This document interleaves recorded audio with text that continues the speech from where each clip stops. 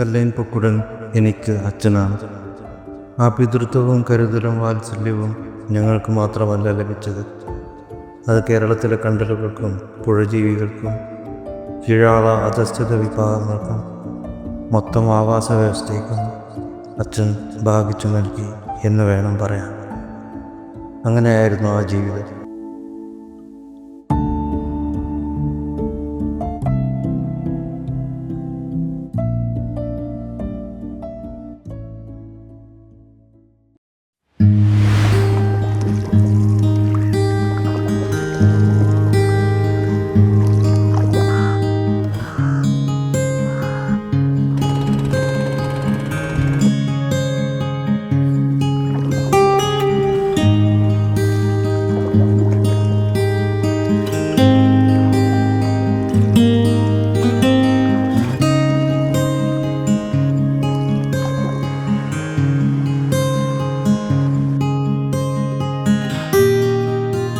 ശ്രീ കല്ലേൻ പൊക്കുടൻ്റെ സാമൂഹ്യ പ്രവർത്തനം ആരംഭിക്കുന്നത് അദ്ദേഹത്തിൻ്റെ 15ാമത്തെ വയസ്സിൽ സമുദായത്തിൻ്റെ ഒരു സാമൂഹ്യ അരക്ഷിതാവസ്ഥയ്ക്ക് എതിരായിട്ട് നേരിടുന്ന അനീതിക്കെതിരായിട്ടുള്ള ആരംഭിക്കുന്ന ഒരു സമര ജീവിതമാണ് പൊക്കുടൻ്റേത്.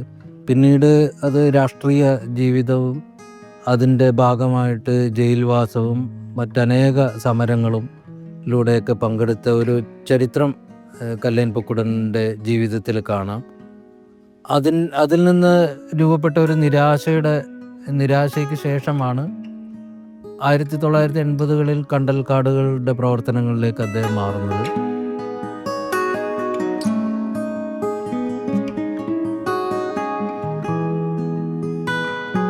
ആയിരത്തി 1985 മുതലാണ് അച്ഛൻ കണ്ടൽ വെച്ച് പിടിപ്പിക്കാൻ തുടങ്ങിയത്. പഴയങ്ങാടിയിൽ നിന്ന് മുട്ടുകണ്ടി വരെയുള്ള റോഡ്, അന്ന് റോഡില്ലായിരുന്നു, ചെറിയൊരു നടപ്പാതയായിരുന്നു. ഈ നടപ്പാത മണ്ണിടിച്ചൽ മൂലം പലപ്പോഴും ഇല്ലാതാകുകയും സ്കൂൾ കുട്ടികളെ യാത്ര ദുരിതമായത് പരിഹരിക്കാൻ വേണ്ടിയാണ് അച്ഛൻ ആദ്യമായിട്ട് ഈ തീരങ്ങളിൽ കണ്ടൽക്കാട് വെച്ച് പിടിപ്പിക്കുന്നത്.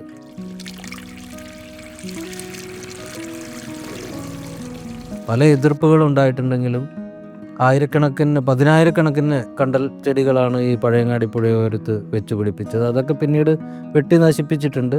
പിന്നീട് കേരളത്തിൻ്റെ പല ഭാഗങ്ങളിലും സർക്കാരുമായിട്ടും പൊതുജനങ്ങളുമായിട്ടും സഹകരിച്ചുകൊണ്ട് പല ഭാഗങ്ങളിൽ കണ്ടൽ ഫോറസ്റ്റ്, ഒരു കണ്ടൽ പച്ചത്തുരുത്തുകൾ രൂപപ്പെടുത്താൻ കഴിഞ്ഞിട്ടുണ്ട്.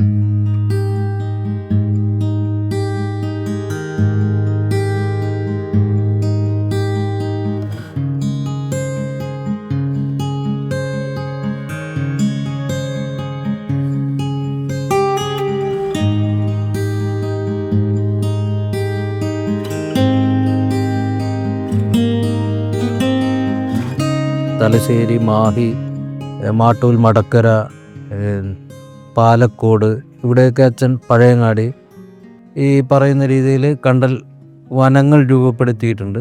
കേരളത്തിൻ്റെ പല ഭാഗങ്ങളിലും സഞ്ചരിച്ച് കണ്ടലുകൾ നട്ടുപിടിപ്പിച്ചിട്ടുണ്ട്. ലക്ഷക്കണക്കിന് കണ്ടൽ ചെടികൾ സ്വന്തം കൈകൾ കൊണ്ട് തന്നെ നട്ടുപിടിപ്പിച്ചിട്ടുണ്ട്.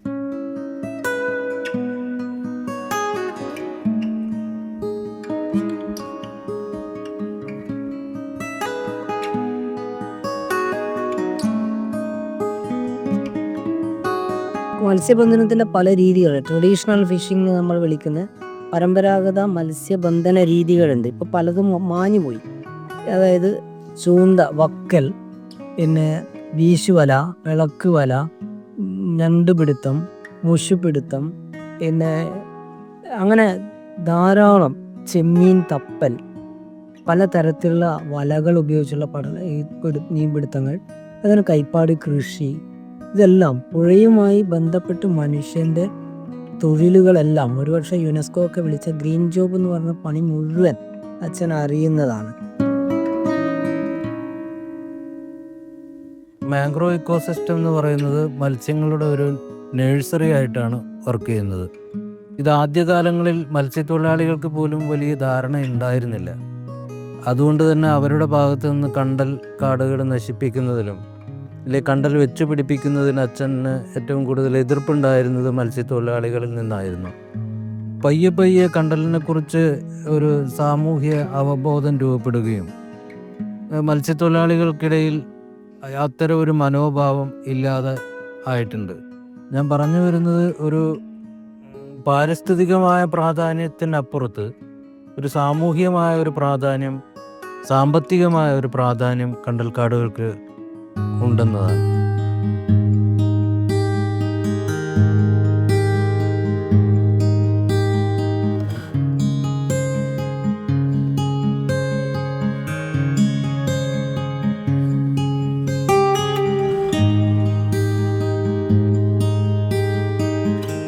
അനേക പുസ്തകങ്ങളിലൂടെ, തൻ്റെ ക്ലാസ്സുകളിലൂടെ, മാധ്യമങ്ങളിലെ നിറഞ്ഞ സാന്നിധ്യത്തിലൂടെ കേരളത്തിലെ ഒരു പൊതുസമൂഹത്തിന് കണ്ടൽക്കാടുകളെക്കുറിച്ച് ഒരു അവബോധം രൂപപ്പെടുത്തുന്നതിൽ വലിയൊരു പങ്ക് വഹിച്ച ഒരു പൊതുവ്യക്തിത്വമായിട്ടാണ് ശ്രീ കല്ലേൻ പൊക്കുടൻ ഇന്ന് കേരളത്തിൽ അറിയപ്പെടുന്നത്.